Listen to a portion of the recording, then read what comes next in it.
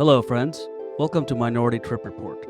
MTR is a podcast for underrepresented views and life journeys with mental health, psychedelics, and consciousness.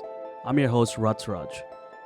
Today, my guest is Aminah Vasco. Aminah is a plant medicine advocate, clinical herbalist, and founder of Aminah Earth. Aminah's experience as a herbalist includes product curation and development, as well as hundreds of hours spent talking with clients seeking natural alternatives to modern-day problems and ailments. Aminah is always thinking about ways to build structures that prioritize access and safety for women, people of color, and queer folks interested in plant medicine.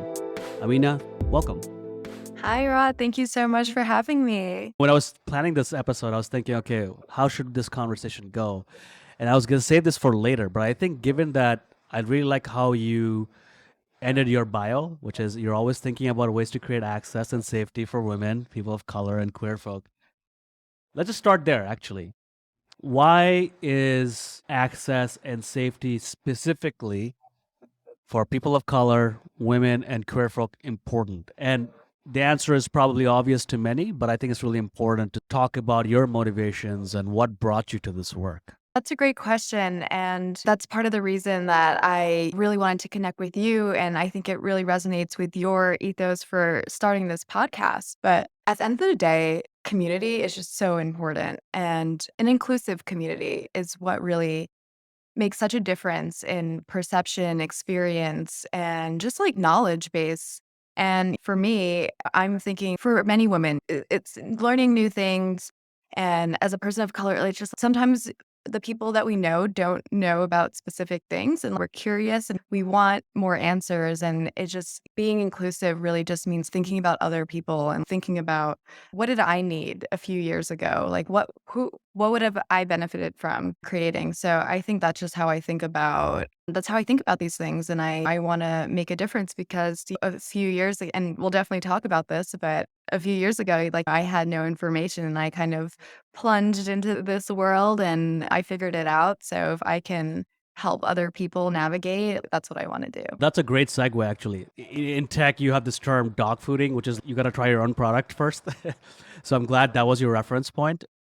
What was that like? Yeah. So you said you started this journey a couple of years ago, and we'll obviously talk about what was the impetus, but let's talk about the journey itself. What was it like? So my journey started about 5 years ago. About 5 years ago, I was in a space in my life where I just had a lot of questions surrounding, is the way I'm feeling the way I'm supposed to feel? Like what am I doing? And to give some more context, I was working in New York City. I went to college in New York City. I was on a very traditional business path. I worked in consulting and then I worked in finance and I worked for a startup right after college. And I was just going through the motions. And I felt empty, to be honest with you. And I think I was looking back on it, I was just extremely burnt out and I was going through the motions. And I think that starts at a really young age. And for me, I was just like, I was in school, I was told to do this. Like, I was looking at my peers, this is what they were doing. Finance and accounting were the most popular majors at the college I went to. Like,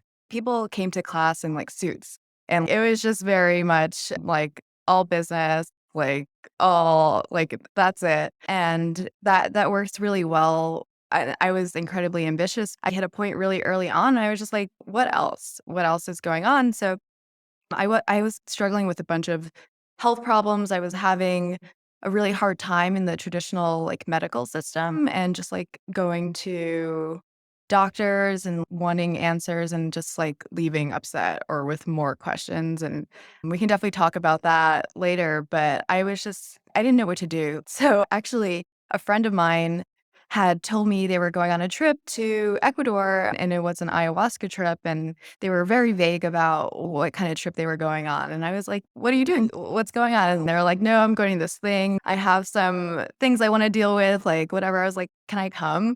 They were like, absolutely not. Like, absolutely not. And then I started just like researching and I just felt called everywhere I would go. I would just hear like little snippets. And then I was just like, you know what? I'm going to go. At the time, this was about 5 years ago, I really could not find any information on Google. And if you like search it, I think there was like one like Vice YouTube video that looked scary to be honest. And I like the website was like a very like 80s style WordPress for the retreat that I was going to. It was like a very, very just no information. And I was just like, you know what?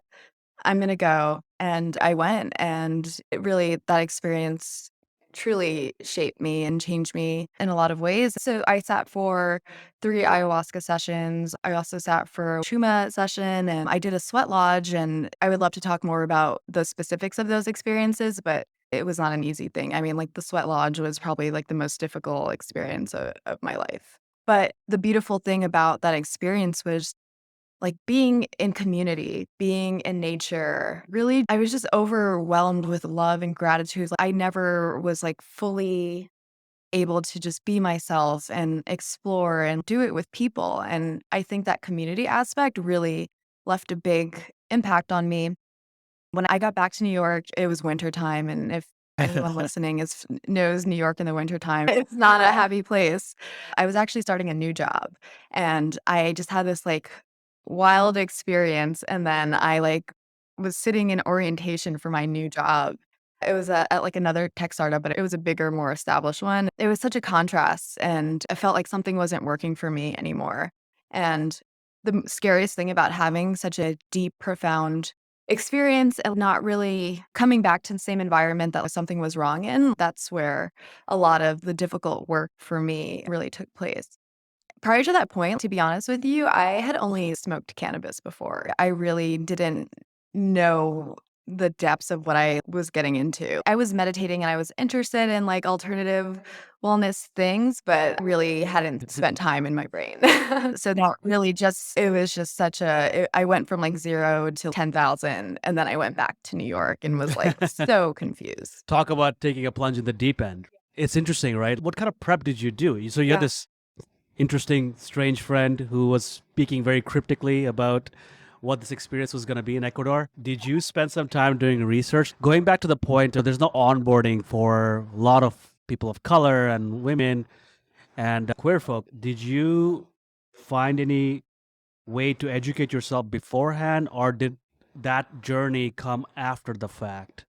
There was one email sent out by the group facilitating, and they were like, follow this dieta. And I wasn't really familiar with that information. It was like no garlic, it was no onions, it was like no meat, no seafood, and it was like no processed foods. Like you want to be as pure as possible. Like you're coming to the medicine and you want to like humble yourself and prepare. And so I definitely had that information and I like knew I was going into something that required a deep level of respect. And this was not a drug. This was not like a fun thing that like I was doing for like recreational purposes. I definitely had that information that like this was something to really be respected and honored and to really go into it with an open mind, but like also intention and humility. And but that's it. Like that's the only information I really had. Your prep reminded me of my first time that I experienced NNDMT. So I did NNDMT and 5-MeO-DMT maybe 2 years apart. Anyway, before that, I've experienced some other substances, but not entirely this regimented. Because when you experience ayahuasca or 5-MeO, it's not something you fuck around with. You have to have reverence for the medicine for it to actually have its intended effect. But for me, it was really interesting because like the first time I kind of had a sense that, okay, I don't know what this exactly is, but I have a feeling of what might come out should I go through this experience. The kind of shit I'm going to have to confront. I don't know exactly what that was, but I knew there was something deep inside me that was just like sitting like a rock, just weighing me down. So she sends me this email similar to yours, like you have to follow a strict diet. Here's some educational materials, videos, lectures, all this stuff. And the diet was interesting because growing up Muslim, we fast 30 days a year during Ramadan. I'm not a practicing Muslim per se, but I did grow up fasting because my parents are pious and practicing. So the idea of fasting and what kind of physiological effect it has on the body wasn't alien to me. The first 3-4 days are very hard, and then you get used to it and you appreciate the clarity and the lightness that your body starts to feel. So I'm like, okay, this makes sense. But of course, little did I know, you smoke DMT, if you follow the diet, 20 seconds in, you're shot through the fucking moon, right? So my reverence for the medicine in that sense, I really understand. So let's continue on this path a little bit more. Okay, so you went on this journey and you were already like craving or questing because you're on the hamster wheel, you're running and not really sure why. What sort of parts of you do you Yeah. think you shed when you went through this experience? Oh, yeah, this is the good stuff. So, it was really interesting. When I was going in, one of the thoughts I had, I was just like, "I don't know what's wrong with me. I don't feel good, but I don't know what that is." And that's just like it it's just a looming, like you were saying, like, a every day. It's just I really didn't know where to start, but it was just like something like, in my, like, body that I felt I was like, "Something that I'm doing is not working." So, the first night with the medicine was a really interesting experience for me. The team was really amazing. The shaman, the facilitators, they held a really amazing container, but I was purging uncontrollably for the first hour. As soon as I drank, it was just purging, and I started to see like a black film in my body. It was like it was everywhere. If you imagine like an outline, it was like a black smoke everywhere. And I reheard every negative thing that I've ever said about myself. And I felt the vibrational weight of how my body stored that information. And then as I purged, a little bit of the smoke would come out.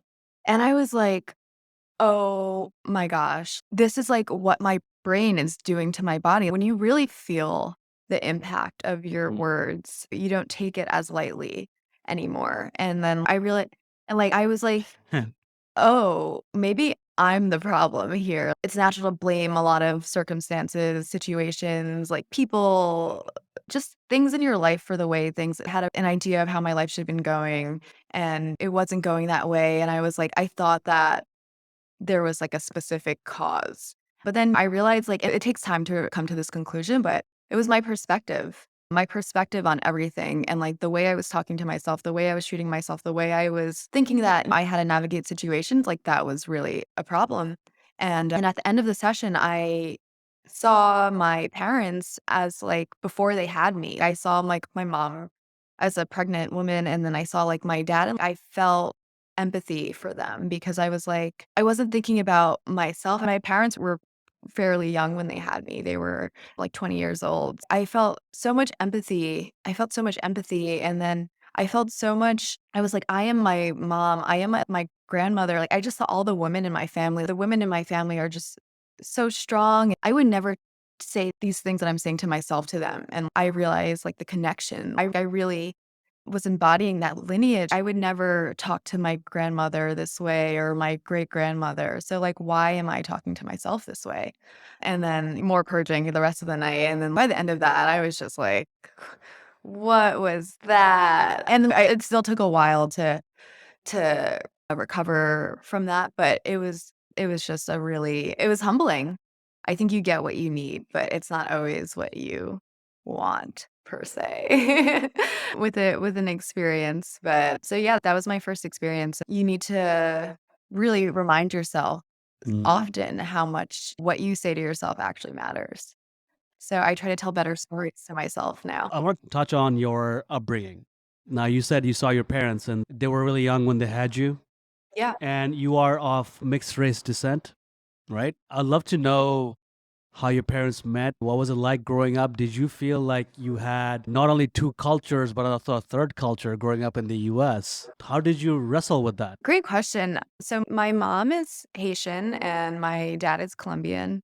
And they grew up in New York specifically. But I was also an only child and I was mixed race and I had really young parents. And I would look at my peers in school and like their parents were older. And I just remember always feeling really different. I grew up in a predominantly white neighborhood also. And I always felt different and isolated, not even, like, in a larger context, but, like, for my family too, it was a weird experience because I'm sure a lot of children, like, mixed race children feel this way, but you don't always have a group, and I also had, like, a really small family, so I didn't have a lot of cousins, so I was just, like, the only, like, young person around. My parents were divorced also, so my parents, they were high school sweethearts, middle school sweethearts. My mom's brother had, like when he was, like, 5 years old, had drank, like, fermented apple juice, and then my dad's friend had injured himself with, like, a machete or something crazy like that. So my mom's brother and my dad's friend were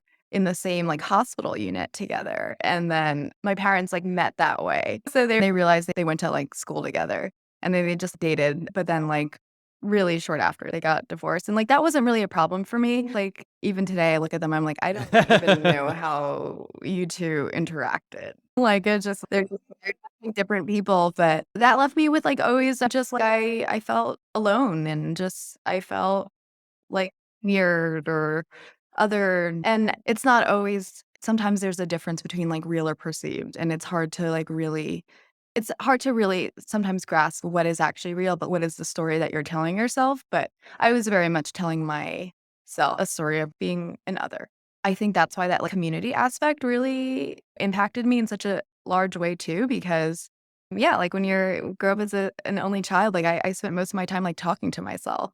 Also, my mom's side of the family has a very traditional medical background. There's a lot of doctors in my family, and like this sort of exploration was not appropriate in their eyes. So that was definitely something I felt very private about for a while. When I went to my first ceremony, I didn't tell anyone. I really learned how to just put on like a happy face. Everything is great. I didn't want to like disappoint anyone in my family because I realized like so many sacrifices people had to make. So I had a good life, and it was just something that I really internalized as like not really being able to talk about like feelings or emotions or anything. I think with mental health, no matter where you come from, as a civilization, we're not very good about talking about mental health because of the last 400 years.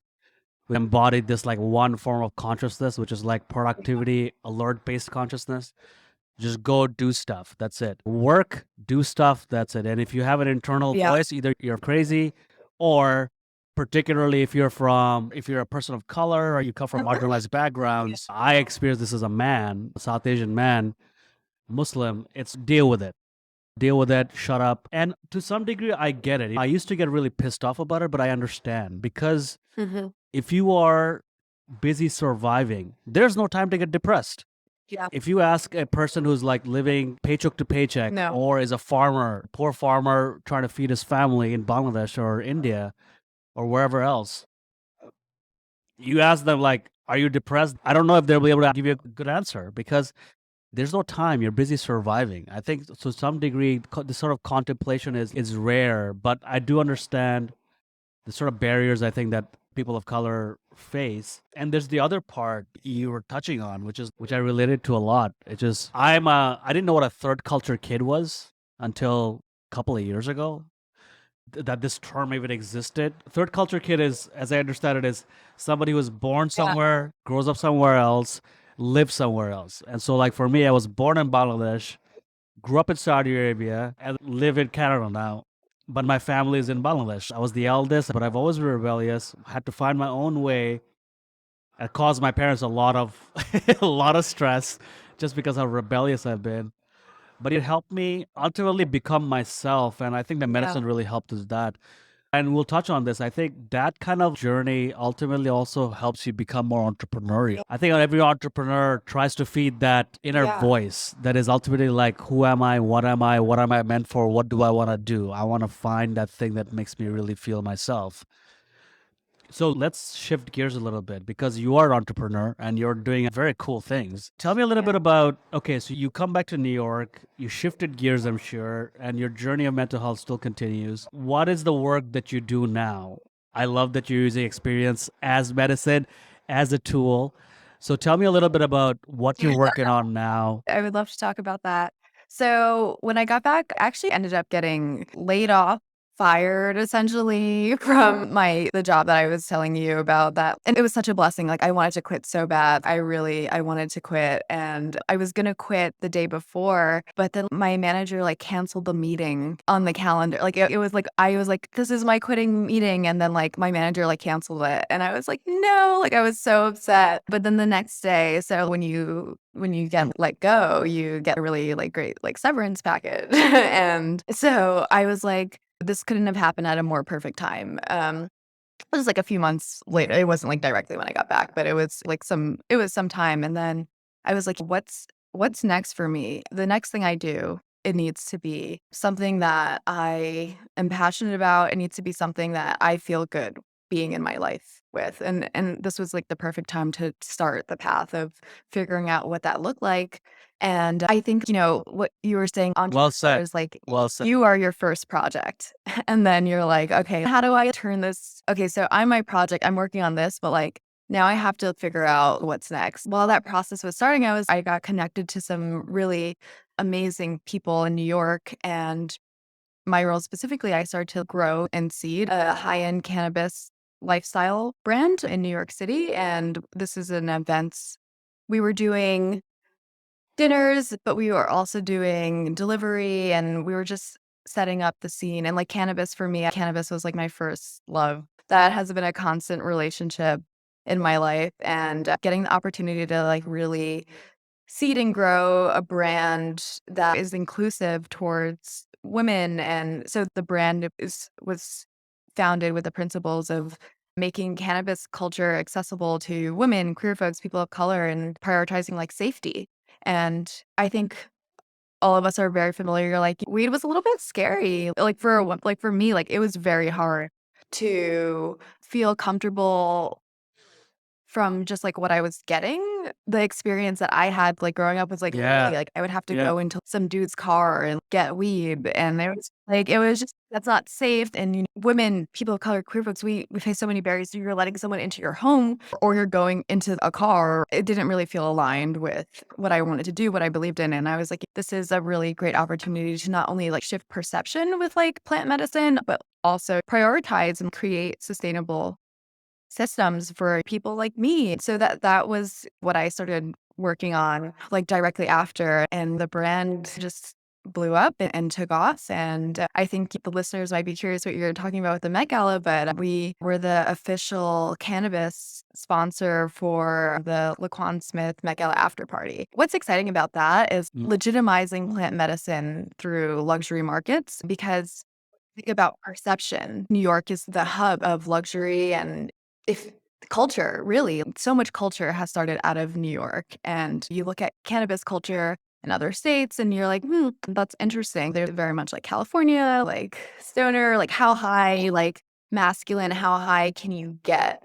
And that never resonated with me. If I get too high, I freak out and get paranoid. And that could be enough. It's just like, I don't feel good like that. So I was thinking about what does luxury look like to me? So dinners were like a very big part of the brand, and really gathering community again to discuss what the future could look like and being inclusive to people who could shape the future.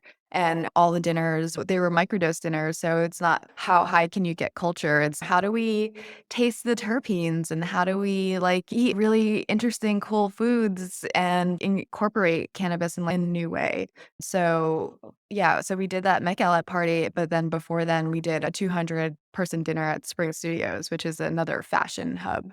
For if anyone's familiar, that's like where they shoot like New York Fashion Week, like a lot of campaigns and things of that nature. I think that was it was a really big moment for me, because I realized like the scale of the work that was like really happening in terms of just perception. It was at the rooftop of Hudson Yards and the Edge rooftop. And it's just like that's like a place that you just never imagine like that you would be able to set up a bong, really, or just people smoke. It was such a surreal moment to see that happening, and to really just it was so surreal. I really feel so passionate about like changing the narrative and changing what's possible. And I think that's something that's directly experienced to my exploratory journeys with plant medicine. Like, how do we change what's possible if it's never been done before? Like, how do we do something that's new? The timing didn't work, but I would have loved to be at one of your dinners. It's so interesting. Smoking weed, cannabis, all this stuff is so prevalent in Yeah. media, movies, music videos, books, whatever. But it's like interesting that you're saying this is a different perception. Regular people, okay, maybe not regular people, fancy people, but you know what I mean. People smoking nonchalantly. That's what I mean. Like it's not a big deal. I think that's pretty cool, right? And this is where culture is so important, when you normalize and desensationalize just taking substances, smoking substances. Like I just find it so ironic that like alcohol and cigarettes are like pushed into your face. Drink more, smoke more, blah blah blah blah. But anything that opens up your consciousness, like Nobody ever gets violent when they're stoned. They order a fucking pizza and they hang out.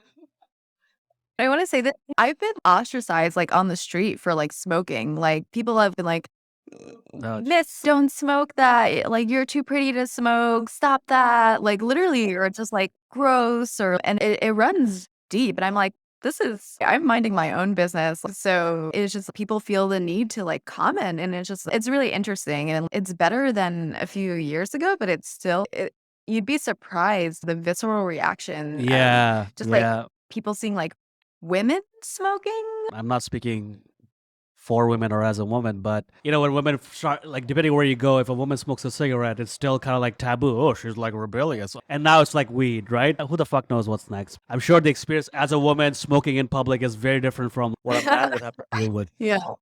Okay, I'm really curious about what you mean by microdose dinner. Describe to me what somebody may feel like, they might feel like going to this space. Where are they sitting? What are they consuming?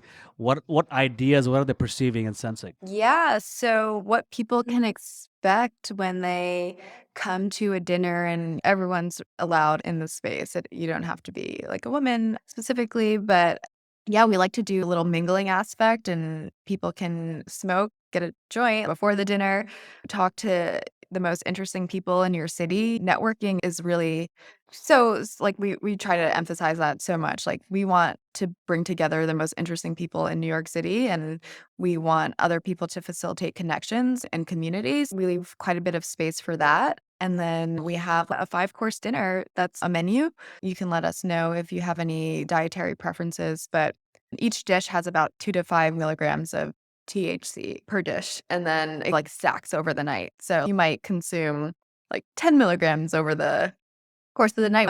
But there's no pressure and you don't have to like you can really taste the food and worry too much about just being like too stoned or something. And that very well might happen, but it's in a very subtle, not, oh, you ate one slice of pizza and it was like 100 milligrams. Now you have to go home immediately. So that's a big aspect. And then, yeah, that's really it. Like just talking. And then sometimes we'll have just fun things to do afterwards and just like art activations. We like to feature the art. We like to have artists in residence and have a gallery of some sort. But yeah, and this is the same thing. I also have been seeding like a retail brand in the psychedelic space too. And we did a mushroom event where everyone got a gram of mushroom tea. And like we had a world renowned concert pianist and everyone drank their tea and watched this amazing concert. And it was in New York's like only psychedelic gallery. Like they have some really interesting, like original, like Alice in Wonderland art, like psychedelic art. And that was just so cool. And my favorite part about that was really, I looked to my right, someone was like crying. And then I looked to my left, someone's like laughing and like touching like their heart. And it's just like everyone's seeing and nothing crazy is happening. Like people are just feeling emotions and like being together in the same room, sharing space. And I'm like, that's that piece about like experiential learning. And then that's so important because you're in a space that you feel safe and you're like, I can learn how what I take influences me. So, yeah, Yeah. that's kind of the vibe. So much of these experiences are really about taking your time, right? Obviously, you set up the right container, Yeah. but some of it is also taking your time doing these things. Like I remember the first time I went to a fancy Italian restaurant. I usually go into like you get your bottle pasta, it might be good, and you leave in like 45 minutes or whatever. Except my friend who treated me to this thing in Montreal, we were there for 3.5 hours. We ate multiple pizzas, drank multiple bottles of wine, and I felt fucking great. And every time that I've been in situations where you enjoy the food with conversation, whether it's microdose or not, it's just a different experience. Like so much, I think so much of it is about taking your time, letting the experience speak for itself is really, really, really cool. And our industrialized culture doesn't allow that, right? Like, oh, just do the thing, pay for it, get the hell out of here, take what you need. It's very hedonistic, very transactional. Yeah. So I think that's really your approach is interesting. Tell me about your psychedelic brand, Aminah Earth. Now, a lot of people may not know about Amanita mushrooms, but they've seen it. It's everywhere in our culture, but they don't know. I recently saw The Northman with Alexander Skarsgård. Oh, Dope yeah. movie. Yeah. And they have these rituals. They have these rituals where they're sort of going through this like crazy sort of animalistic sort of channeling. And I'm telling my partner, I'm like, there must be high. And of course, guess what? At one point, Alexander Skarsgård, sorry, the witch woman that he was with, opens the palm of her hand and there's an Amanita muscaria. And I'm like, see, it's fucking everywhere. It's in Mario Kart. But we don't know. We don't know it's psychedelic. So tell me about Amanita Earth, the brand, the inspiration, the application, and what you're trying to achieve with that. Yeah. For me, I was working with an underground psychedelic retail brand and building out what that looked like, and I wanted to take a lot of the same lessons that I learned from the psychedelics like space and just turn it into a bigger project and one that can reach more people and, really operate on a larger scale. So I founded the company called Amanita Earth, and what we're doing is we're building retail SKUs around the Amanita muscaria mushroom. And like you were just saying, this is that mushroom that, is on your iPhone, like your friend has a pillow, like you definitely have a keychain with this mushroom. But what's surprising is a lot of people don't know that there's some like medicinal effects, and it has a kind of interesting reputation where it has been, I think, mislabeled as poisonous, really. I think the this genus of mushroom contains some of the most poisonous and deadly mushrooms that there are, but the specific one, it has a more complex story. And I think it was really like wrongly labeled because there is a very long traditional use of consumption and under the right extraction events and like scenarios, it is pretty safe. I mean, there is some traditional antidotes of like people consuming this as a food, but it's actually not. It's the only like really unscheduled entheogen in the United States, at least. So it does fall in this category as a functional mushroom, but it's just a little bit more complex. So what we're trying to do, my co-founders and I, we want to make this mushroom accessible and tell a better story about. I love this mushroom so much because it's like a demonized mushroom that has so much potential. And if like this is like my MO from what we were talking about with cannabis and plant medicine and like how do we really change the narrative on this? We're finding some really amazing use for the mushroom topically, which is really interesting. I think it feels more comfortable applying this mushroom topically, and it had some really amazing like topical effects for pain, as specifically like nerve pain that we've been looking into and putting some significant amount of R&D into. So I'm so excited about this brand. This is my new baby, and I've just learned so much, and I want to share that information, and I want to keep doing the work of legitimizing these alternative plant medicines because that's what I'm so passionate about.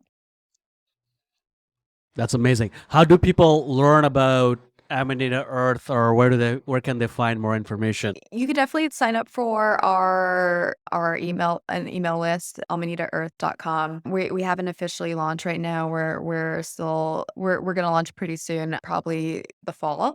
But if you get on our email list, you can stay in touch and learn and come build with us. And I want to take everyone along for the journey because I think building a company is a very daunting thing. And I am so fortunate because I've been surrounded by some really incredible founders who have taken me under their wing. And like just watching them has like really just inspired me in so many ways. And that goes back to that thing having some that did this before you. There's no other entrepreneurs in my family. So I'm very much operating in a unknown territory, but I think that's what I'm here to do. So I'm doing it.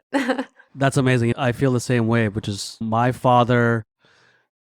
parents, given we were pretty poor growing up, and so we didn't really have the opportunity to be entrepreneurial in the sense that like it was just too risky. You had to support your family first. And so when somebody takes that first leap, you're actually changing the course of your family's legacy forever. So it's pretty amazing. So congratulations. I'm really glad you're on this journey. We have time for one last question. And I'm wondering, My hope with this podcast is that although it is for everybody, and I really mean I want everybody to feel welcome, to learn, but my hope is that to welcome anybody that's underrepresented, to feel more curious, to feel more bold, to feel like there's a community, to feel like there's a story that can resonate with their life. What would you want people to know, whether they're a woman, whether they're queer, whether they're a person of color, or whether they're just a human being? What would you want them to know about psychedelics, about mental health, about consciousness, and the times we live in? Yeah. It's really my belief that like the earth is alive and we're alive with it. And I really encourage everyone to explore that there can be more than, what we're told we can do, it sounds a little funny saying programmed. Life is hard. Like there's so many things that are really challenging and we see so much inequity and we see so much struggle and it can be really difficult to kind of stay in there and just be like that stuff is for other people, but I don't have the luxury to explore, but I think it can start at small scale and you don't have to plunge into like going away. I think there's so many things, the small things about taking care of yourself have made the biggest difference for me, like eating foods that feel right or like that eating healthier, like napping, resting, like all of these things. Like I think it's so important that we all take up some space to really collectively heal ourselves and heal with the earth and like be interested and curious about what that healing process can be and empowered in that same sense that we don't have to particularly seek the answers outside of ourselves. Like we internally, we instinctively know what to do, and it just sometimes takes like a discovering process.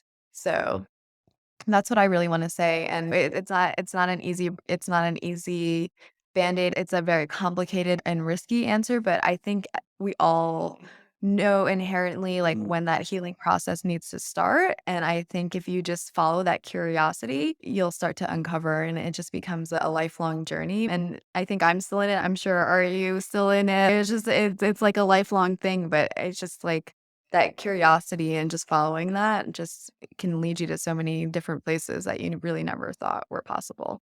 So well said. The journey is the destination. So, Yeah. Amita, thank you so much. This was a fantastic conversation. And again, congratulations on all the things you've been doing, all the things you're trying. I really admire the way you're mobilizing and empowering people, educating them. And I'm very excited to see where both Medley and Amanita Earth go. Thank you so much again for your time. Come hang out in New York and see what we're up to in the little plant medicine community. I can't wait. I will definitely be there. Cool. Yeah. You have to be at the next event. You got it.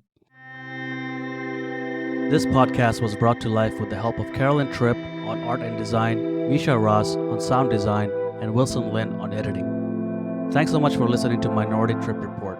I'm your host, Rod Suraj.